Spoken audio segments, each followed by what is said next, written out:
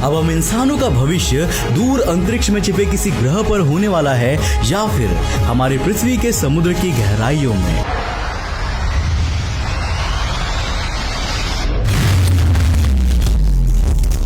शायद एक दिन ऐसा जरूर आएगा जब हम इंसान समुद्र की गहराइयों में घर बनाकर रहेंगे। ओशियन फ्लोर पर हमारे घर बड़े बड़े ग्लास डोम्स के अंदर होंगे या शायद हम ओशियन वाटर के बीच एयर बबल्स बनाकर रहेंगे।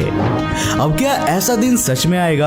अगर हाँ तो कैसी होगी समुद्र के नीचे इंसानों की दुनिया? और चलिए आज चलते हैं फ्यूचर के इंसानों के बनाए अंडर वाटर वर्ल्ड की सैर पर। दोस्तों, पृथ्वी का total surface area 51 crore square kilometres का है। अब इसमें से 71% एरिया में पानी है जैसा कि हम सभी जानते हैं, और 29% एरिया में कॉन्टिनेंट्स यानी कि महाद्वीप फैले हुए हैं।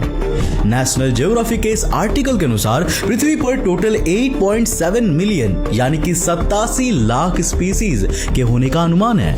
अब इनमें से करीब 12 लाख स्पीसीज को ही आज तक खोजा गया है। हमारी पृथ्वी की टोटल स्पीसीज की 20% स्पीसीज ओशियंस और फ्रेश वाटर सोर्सेस में पाई जाती है और बाकी की 80% जमीन पर रहती है। वैसे यहाँ मैं आपको बता दूं कि आज तक हम इंसानों ने सिर्फ 20% ओशियन को ही एक्सप्लोर किया है, बाकी की 80% ओशियन आज भी हमारे लिए एक राज ही बना हुआ है। अब पृथ्वी के ओशियंस को एक्सप्लोर करना किसी एक्स्ट्रा टेरेस्ट्रियल प्लैनेट को एक्सप्लोर करने की तरह ही कठिन है। आने वाले सालों में ग्लोबल वार्मिंग के कारण पृथ्वी के एटमॉस्फेरिक टेम्परेचर तेजी से बढ़ने वाले हैं। इससे पृथ्वी के पोल्स की बर्फ और ग्लेशियर्स मेल्ट होने लगेंगे और उनके नीचे मौजूद टॉक्सिक गैसेस एटमॉस्फेयर में रिलीज होने लगेगी। अब ऐसे में अंडर वाटर हाउसेस बनाकर रहना सिर्फ इमेजिनेशन और फन नहीं बल्कि हमारी मजबूरी बन जाएगी। समुद्र के नीचे घर बनाने से पहले हमें सबसे पहले तो ऐसे अरेंजमेंट्स करने होंगे जिससे कि हमें एयर की कांस्टेंट सप्लाई मिलती रहे। हमारे सामने दूसरा चैलेंज होगा प्रेशर कंट्रोल करने का। अब जैसे कि आप जानते ही होंगे दोस्तों कि यह एटमॉस्फेयर पृथ्वी के सरफेस पर लगातार प्रेशर एक्सर्ट करता है और क्योंकि हम भी पृथ्वी के सरफेस पर रह रहे हैं तो हम भी इस प्रेशर को एक्सपीरियंस कर रहे हैं। अब पृथ्वी के सरफेस पर प्रेशर का जो लेवल है वो 1 atm होता है, लेकिन जैसे जैसे हम पानी के अंदर जाते हैं प्रेशर भी इंक्रीज होता रहता है। हर 10 मीटर अंदर जाने पर प्रेशर 1 atm इंक्रीज हो जाता है। अब अगर हम इमेजिन करें कि ओशियन का फ्लोर लगभग 10,000 मीटर्स नीचे होगा तो वहां पर एटमॉस्फेरिक प्रेशर 1000 atm के बराबर होगा। अब समुद्र में 25 मीटर्स नीचे जाने पर नाइट्रोजन गैस की मात्रा बढ़ जाती है जिसे इनहेल कर लेने पर ह्यूमंस को नाइट्रोजन नार्कोसिस हो सकता है। ये एक ऐसी कंडीशन होती है जब इंसान का दिमाग घूमने लगता है और उसे हेलुसिनेशंस होने लगते हैं और तो और हमें यहाँ डीकम्प्रेशन सिकनेस भी खासा परेशान कर सकती है। दोस्तों, अपने चारों ओर मौजूद एयर या वाटर का प्रेशर अचानक से कम हो जाने के कारण हमें कई इंटरनल इंजरीज हो सकती है और इसे ही डीकम्प्रेशन सिकनेस, जनरलाइज बैरोट्रोमा या बेंड्स कहते हैं। अब एग्जांपल के लिए जब आप कंप्रेस्ड एयर में सांस लेते हुए स्कूबा डाइव कर रहे होते हो तो आप एक्स्ट्रा नाइट्रोजन और एक्स्ट्रा ऑक्सीजन इनहेल कर लेते हो। अब ऑक्सीजन का तो हमारी बॉडी में यूज हो जाता है पर नाइट्रोजन ब्लड में डिसॉल्व हो जाती है।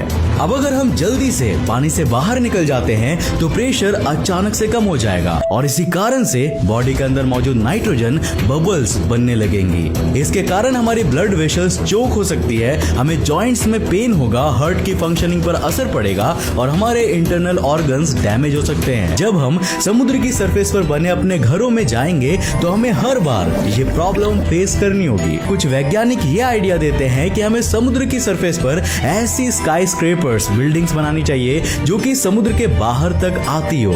अब इससे होगा कुछ यूं कि सेम प्रेशर कंडीशन में ऊपर से नीचे तक ट्रैवल कर पाएंगे और हमें नाइट्रोजन नार्कोसिस और डीकम्प्रेशन सिकनेस का सामना भी नहीं करना होगा। अब दोस्तों, यहाँ ये प्रेशर हम पर तो नहीं पड़ने वाला पर हमारे स्काई स्क्रेपर इस प्रेशर को झेल नहीं सकेंगे और उसकी स्टेबिलिटी का बैंड बच जाएगा।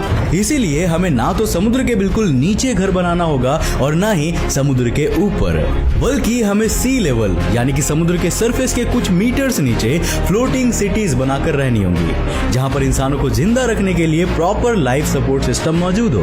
अब दोस्तों, सवाल ये आता है कि क्या ये पॉसिबल है? वेल, इसका इसका एक जीता जागता एग्जाम्पल है एक्वारियस रीफ बेस।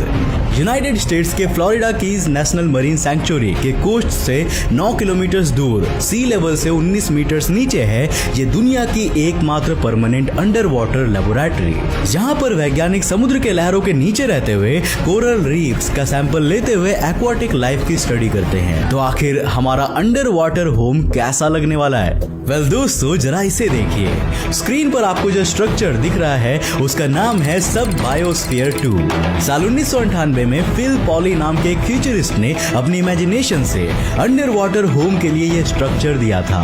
अब ऐसे एक स्ट्रक्चर में 50 से 100 लोग रह सकते हैं और उसमें कुछ जानवरों और प्लांट्स की जगह भी बन जाएगी।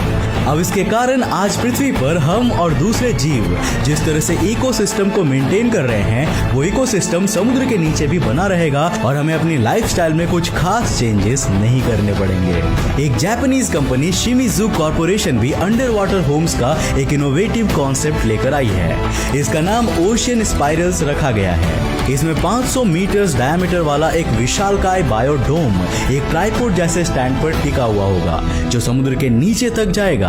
अब इस बायोडोम से नीचे की ओर आरएनए के शेप के स्ट्रक्चर्स नीचे तक जाएंगे जिनके थ्रू बायोडोम में प्रोड्यूस हुई कार्बन डाइऑक्साइड को नीचे तक भेजा जाएगा। अब समुद्र की गहराई पर मौजूद कुछ खास माइक्रो ऑर्गेनिजम्स इस कार्बन डाइऑक्साइड को मीथेन में कन्वर्ट कर देंगे और फिर हम इस मीथेन का यूज एनर्जी जनरेशन के लिए कर सकते हैं। अंडर वाटर होम की रिलायबिलिटी इंश्योर करना हमारे लिए सबसे बड़ा चैलेंज होगा।